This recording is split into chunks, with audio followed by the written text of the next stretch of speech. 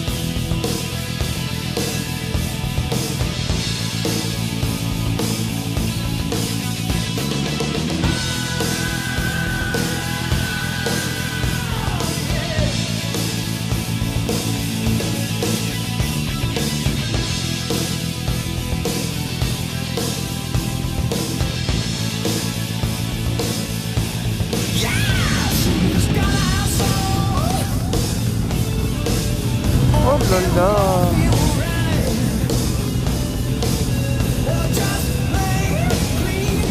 Oh là là,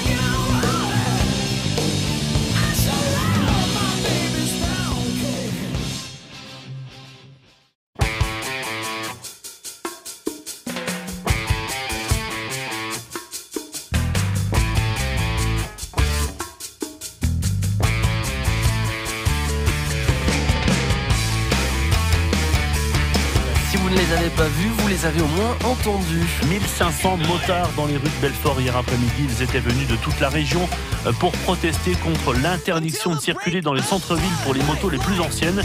Une mesure qui doit s'appliquer au 1er juillet 2016, d'abord à Paris, mais une trentaine de grandes métropoles pourraient suivre. L'aire urbaine doit aussi se sentir concernée, selon Christelle Robert, coordinatrice belfortaine de la Fédération française des motards en colère. Du moment où ça commence à arriver dans des grandes villes, ça fait réfléchir d'autres villes. Donc là, comme on disait, il y en a déjà 25 qui se sont portés en manière volontaire pour mettre en place le système, donc dont Strasbourg et Dijon. Donc pourquoi est-ce que ça n'arriverait pas chez nous? On est quand même une agglomération qui approche les 100 000 habitants.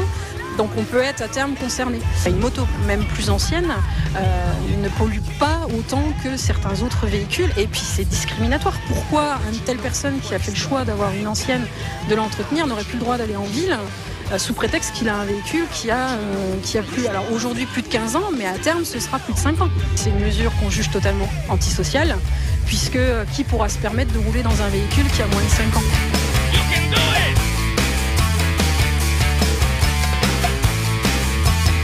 You know it smells like